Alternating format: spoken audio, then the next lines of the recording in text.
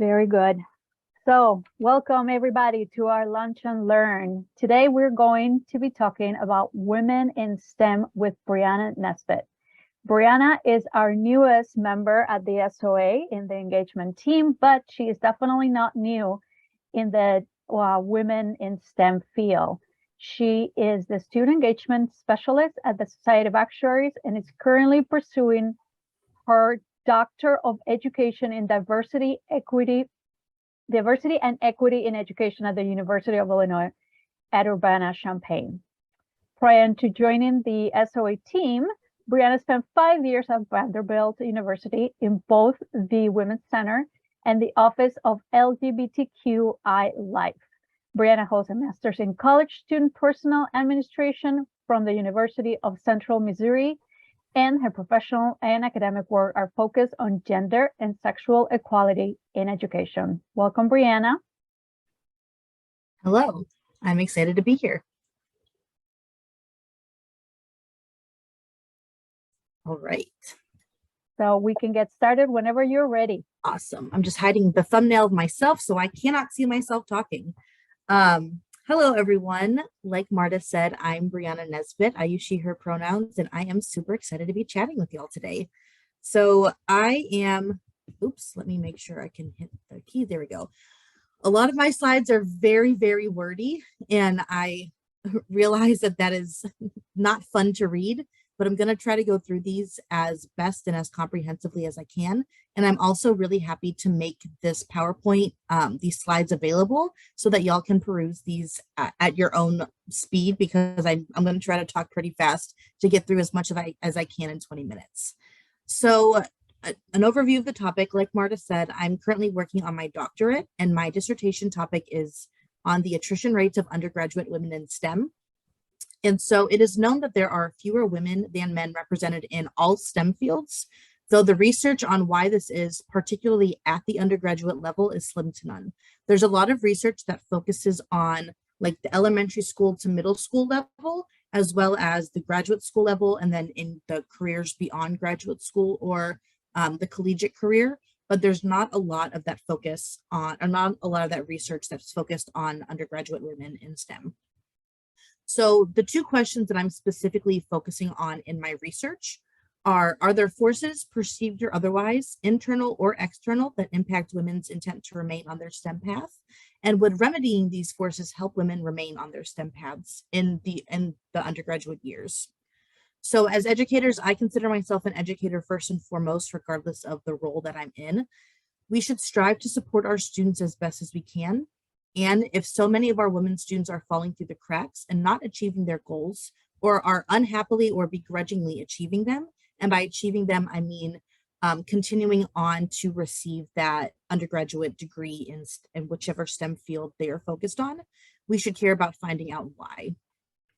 Some potential outcomes of this study. And so I hope to one day create a manuscript and actually write a book on these topics and really how to mitigate these barriers that women face in their undergraduate careers. So some of those potential outcomes I'm seeking are determining those forces that impact undergraduate women in STEM, their attrition rates, and ways that educators can help remedy those forces. A couple of caveats that I want to point out is that I do talk specifically about women and men. We know, and my time, I am a queer woman, and my time working at the LGBT Center at Vanderbilt, the gender binary is not, there are more than two genders that exist, but a lot of the research is focused on specifically that binary of women versus men. Women of other minoritized identities, such as racial, ethnicity, sexual orientation, and parental status, there's a lot of research out there that focuses specifically on their experiences as undergraduate women in STEM, or just women in STEM in general. I'll get to some of that, but again, trying to trim this down for time, there are specific resources that I have at the end of this that do speak specifically to those intersectional identities that women can have when going on their STEM path. So I just wanna, this is a scary slide with lots of numbers on it. I'm not gonna talk through all of them, but I do just want to focus on, I wanna make sure that we're all on the same page as to where this divide is and what the numbers actually are. So In 2020, the National Center for Education Statistics, which is a government agency, published data showing that 40% of 15-year-olds in general believe that they would be working in STEM or a health field by the time they were 30 years old. So broken down, this equates to 26% of all boys who answered this and 7% of all girls surveyed. So just looking at that data, 26% versus 7%, that's more than tripled the amount of boys intending to study STEM versus the 7% of girls who are 15 years old. So that divide already at the age of 15, which is, freshman, sophomore, junior-ish year in high school, depending on the high school you go to, that divide's already happening. Of the 1.8 million bachelor's degrees in general that were awarded in the 2015-16 school year, 18% of the total awarded were in a STEM field. Only 36% of that 18% went to women, as opposed to 58% of the total number of bachelor's degrees that went to women. Again, this is a huge divide.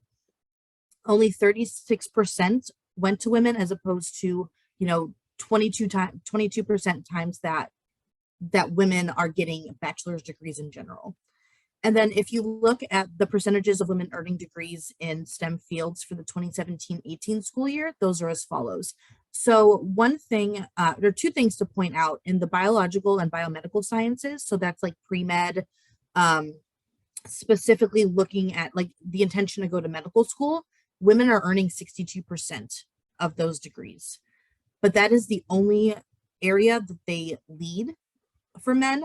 When you look at mathematics and statistics, and then physical sciences and science technology, so the physical sciences and science technologies is like chemistry and biomedical sciences, those sorts of degrees, women are not quite at half, but they're closing in on that half. And so that the mathematics and statistics point for us as, actuaries or wanting to be actuaries, it's actually really promising.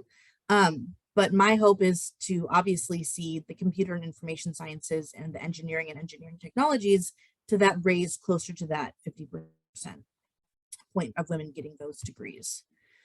So I have this as reasons question mark because, like I said, there's not a lot of research that's done specifically at the undergraduate level. A lot of these are looking specifically at women in graduate school or who have already gone on and are in a STEM career. So again, there's a lot of citations in these because this is like picked out from my dissertation proposal defense when I did this. But so, and I'm going to butcher this name as I try to say it, but Nimiskern in 2016 shared that even when women do earn a degree in a STEM field, they're more likely to leave or not even enter their chosen field. So that means, a woman earns a degree in computer science, but decides to not go into computer science, decides to not even go into a STEM field in general. This leaves a smaller pool of women to take on academic and leadership roles in STEM, both in the academy, so as professors, and in industry as well. If women do choose to enter the field in which they receive their degree, they're still less likely to be promoted, less likely to be chosen for grants, and less likely to receive pay equity as compared to their male counterparts. These outcomes are not related to ability at all. Jiang in 2021 found that there's no significant gender difference in ability or ability serving, yet at each point of the STEM pipeline, women continually drop off. And so I'll get to some of those reasons on the next slide right here. So we've discussed some of these tangible reasons. Maybe we didn't actually. I think I missed a slide here, but that's okay. I can talk about them because I know this so well. So some of those reasons, the tangible reasons are the fact that there are, fewer women role models or professors, that women are, as students, are seeing themselves reflected or not seeing themselves reflected in the people that are teaching them. There is still latent and obvious sexism in a lot of the classes. And those can be things like a professor chooses to use he, him pronouns when saying examples. So like, the doctor does this, he did this, or assigning like male names to examples that they're using. Really obviously and easily fixable things, but it's just a way of changing our way of thinking and our way of teaching educators. Okay, so some of those reasons continued. those are some of those tangible reasons, but there are a lot of psychological reasons that I think, and the psychological reasons part is where I'm really focusing my dissertation research on. So Cockley et al. In 2015 explored the gender stigma consciousness, and that is where thinking about gender stereotypes, I identify as a woman. Am I meant to be in the STEM field? Am I even aware that women are discriminated against in the STEM field? It's that awareness of stereotypes and of tropes and stigmas that face folks of any gender. The imposter syndrome, which I know is a buzz topic to talk about, but quickly, the imposter syndrome is when folks, particularly women or folks of other minoritized identities, feel like they earn something, but they're not actually meant to be there. So I earned this promotion or I have this new job, but like I'm scamming people. I don't actually have the skills to actually be at this level or in this role. When they do actually have the skills, it's just that their brain trying to talk at them and talk them down from not being ready to take on those new roles. And then academic self-concept, which is comparing yourself to other folks in your class. So like, oh, I'm getting a B in this class, but I know some of my friends are getting an A. Like I'm not cut for this. This is a weed out class. I shouldn't be here, when comparing themselves to their peers. So all of these things obviously relate to the socialization of women and gender stereotypes, and these can impact academic disengagement and questioning of own abilities. And that academic disengagement is, again, anywhere from, changing someone's major to something that is seen as more stereotypically feminine or for women, to failing classes on purpose, to sort of weed themselves out, and that can be something that's subconscious, to things like not going to student organization club meetings anymore or things like that. In 2018, Hiltspart and Benacki discuss how perceived competence and relatedness to peers in their classes can influence achievement, particularly for underrepresented students, whether those feelings of competence and relatedness are real or not. So this goes back to the imposter syndrome, in that you might you see your friend's test get handed back and they got an A, you got a B or lower. I don't think I'm cut out for this. I'm not up to par with my peers or my friends. This isn't for me. Okay, so barriers to persistence and how we can help, and by we, I mean educators, particularly people who work in higher education. So that would be someone like a faculty member, to an academic advisor, to even my prior role at an identity center on campus. So some of the key barriers to women's persistence in STEM fields include a lack of role model in STEM fields. And like I said before, that can be professors to CEOs of companies in industry, or people like if someone is looking to become an actuary and they look at, the board at the SOA and there aren't, many women or many people of their own identity. Those are all a lack of role model in STEM fields, not seeing yourself, that lack of representation, that you're not meant to be in that field because you're not seeing people who look like you in that field. Another barrier are the implicitly held ideas that STEM fields are gendered towards men. And this begins as early as elementary school. And the gender divide in interest in STEM actually begins around middle school, so like 6th to 7th grade. So there are data that exists that say boys and girls are interested in STEM at the same rate until about 6th or 7th grade, and that part of that is, you get to choose classes at some middle schools, and women are choosing to not take STEM classes. So anecdotally for me, in 7th grade at my middle school, everyone had to take cooking, sewing, technology, which was computers, and then wood shop. And then in 8th grade, you got to choose one of those 4 things to do for a semester. And I had, boys in my class who would complain like, I shouldn't have to learn how to sew. And then girls in the woodshop class, like, I don't want to have to learn how to use a bandsaw. Like, I don't need any of this. So that talk is happening as early as 6th, 7th grade. And anecdotally, like in my own experience, I saw that happening. So I'm not surprised that the research supports what I experienced. So another concept is a chilly environment, and that is one that is a chilly environment is something that can be hostile, whether that's latent or obvious, in that, you know, women are boxed out of important meetings in their STEM fields, or there's group projects you have to, and you get to choose your own groups. All the men will choose to be together, leaving all the women either without a group or begrudgingly like forced into a group of men. And then when they're working on that group project, the women are systemically boxed out. And so they might just work around her or not even, or give her duties like taking notes, like secretarial duties.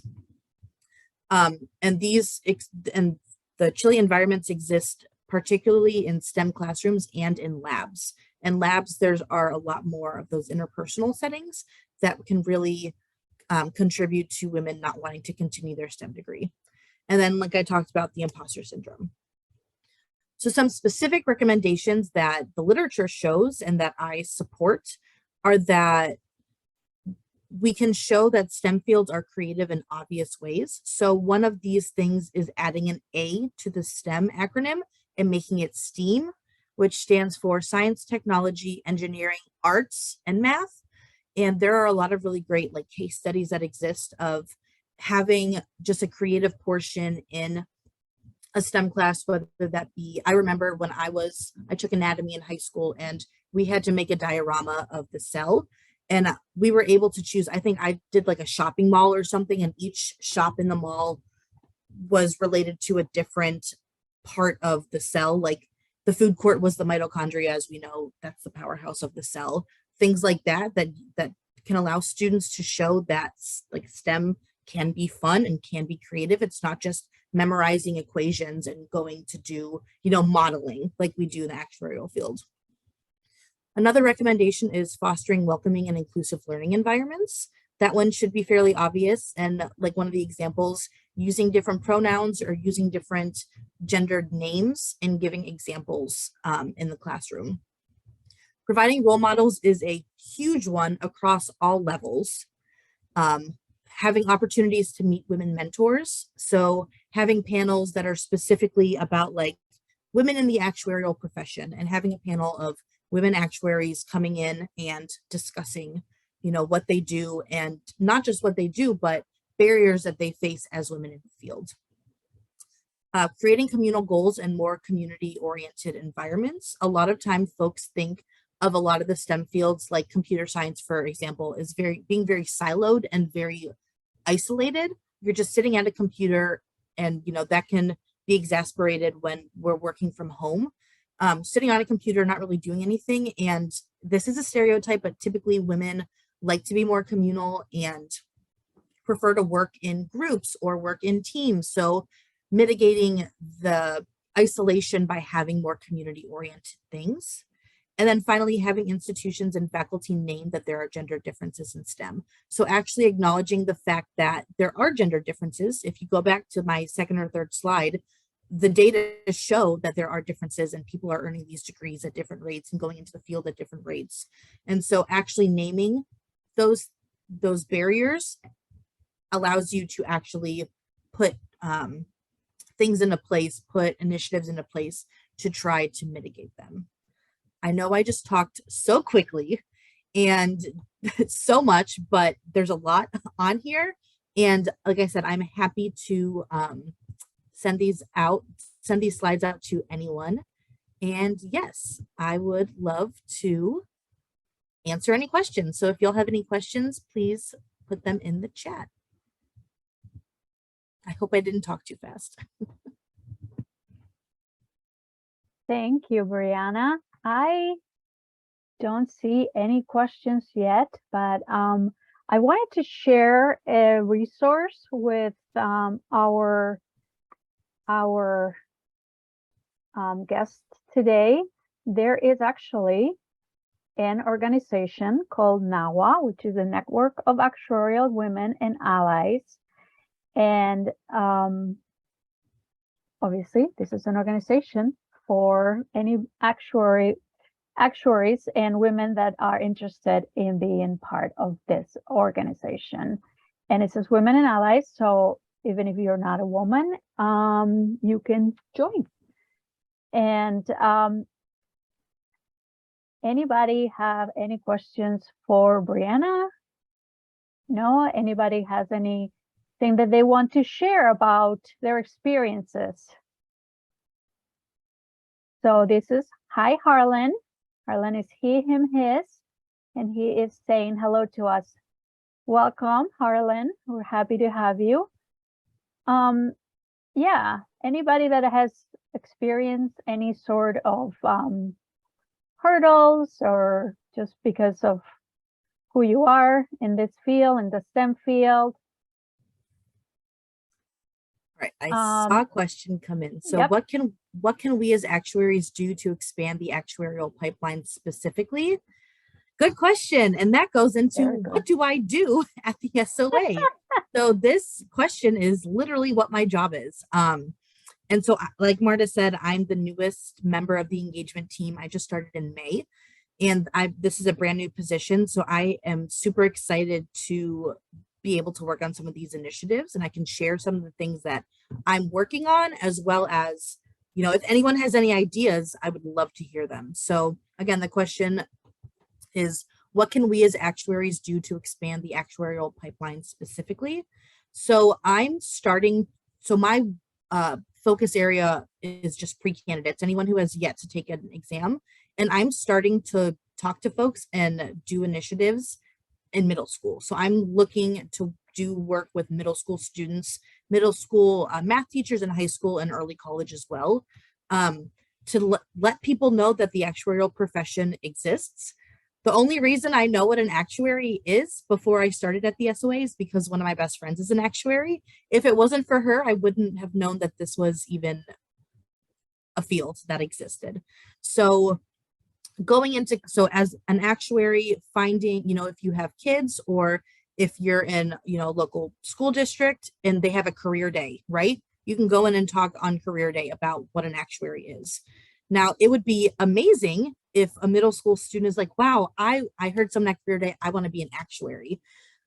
That's awesome. Realistically, it might not be until high school or even early college where students are like, oh, actuary, I like math. I'm really good at math. I want to work with math. I don't want to be an accountant. I remember someone talking about the actuarial profession. Amazing. Let me do that. So when I think about middle school, I'm focusing on like, let's get kids excited about math and realize that they could use math in their everyday life. Like a lot of people, and I will admit that I'm guilty of this. I'm not a math person, but when I was taking math classes in like middle school and high school, I would be like, I'm gonna use math again. Why do I have to do well in this? Like, and now as I try to like balance my checkbook and I still have to use my calculator app to add 3 plus 7, I wish I would have paid more attention in math. So, like I said, getting in front of students whenever you can to talk about these things, being involved in something like the Math Olympiad, like being a coach, you know, again, if you have kids in school or have nieces, nephews, whatever, and they're interested in math, get a group of them, of their friends together and participate in one of those competitions, however you can. And a lot more things as well. Those are just the ones that pop off my head, the top of my head immediately. Okay, so we have another, and I'm also happy to talk more about this ad nauseum. If you want to send me an email, I can talk about this all day. So Harlan has asked, I have observed some gender bias in my classroom and a few work environments as well. What can I do to help as an ally? I also don't wish to overstep or mansplain. Love that, Harlan. Love the awareness. And I would say, sorry, there's a very loud plane flying over my apartment right now. If you can hear that, I don't know what's going on. I would say if you are wanting to like call in some of your colleagues, specifically colleagues, I wouldn't consider it mansplaining if you're talking to another man about what they're doing. So I would say if you observe that, pull them aside, you know, in whatever way you feel comfortable, whether it's in person or sending an email or setting up a Zoom call, pull them aside and say, hey, I noticed, you know, this thing happened. Were you aware that that can be viewed as sexist, or that was sexist? Because a lot of times folks don't even realize that it's that latent sexism, right? They don't even notice that they are falling into gender stereotypes. There are some folks who do know and who do it maliciously, and I would take a very different tone with them and maybe escalate that up the managerial line if necessary. But I would say just call it out and say, hey, do you even realize that you're doing this? Same thing with your students. And again, it depends on the type of environment that your classroom has, whether you want to do that in front of everyone or, you know, pull the student aside separately and say, you know, I noticed like you made this comment, or when you're talking about X, Y, and Z, you only use like male pronouns. Like, why is that? Just, you know, question them and do it gently. Like I said, 9 out of 10 people are not doing it intentionally or maliciously. They just aren't aware that they're even making those mistakes or falling into those stereotypes.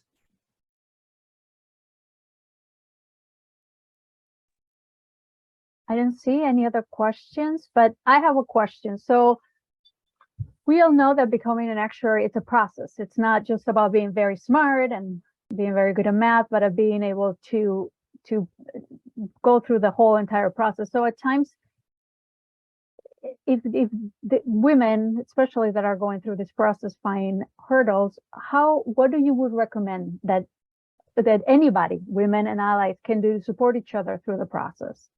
Yeah, well, and you named it, support, right? So finding a community of folks, you know, whether they are also women or just anyone at all going through the exam pathway is what comes to mind immediately. You know, once you're out of college taking those exams, your support system kind of that built-in support system no longer exists. So, you know, becoming an affiliate member where you have access, you know, to things like this, and maybe some of the other participants are going through the exam pathway right now, and you can just say, hey, I'm taking, you know, whichever exam, I would love to get a study group together. Finding that community where you can, especially because I know as someone with, you know, I say I work in higher education, my family's like, what does that mean? Or like, I say I work at the SOA, they're like, what does that mean? Not everyone knows what an actuary is. So if you're talking to your family and friends and they're like, I have no idea what you're talking about when you talk about these exams. You already have a degree. Why are you still taking tests? And that can be really frustrating and also like unempowering. I can't think of the better word. So finding that space where you're understood and you can just say, wow, I really like struggled with, you know, this exam and this question specifically, being in an environment where people get you and you don't have to contextualize what's going on. That's fantastic. And also, I would like to add that we have, as part of your affiliate program, you have access to the mentor link program. So you can go in and find a mentor that works for you, whether that's a man, female, whoever, somebody that you think can help you through your process of becoming an actuary and can answer any questions, somebody who's in the field already and has some of that experience. And this is, as I said, another benefit of your affiliate membership. So it's free and it's right there for you to take advantage of. We are going to, if anybody has any more questions, we'd love to hear them. Brianna, is it okay if I share your email if anybody has any follow-up questions that they would like to?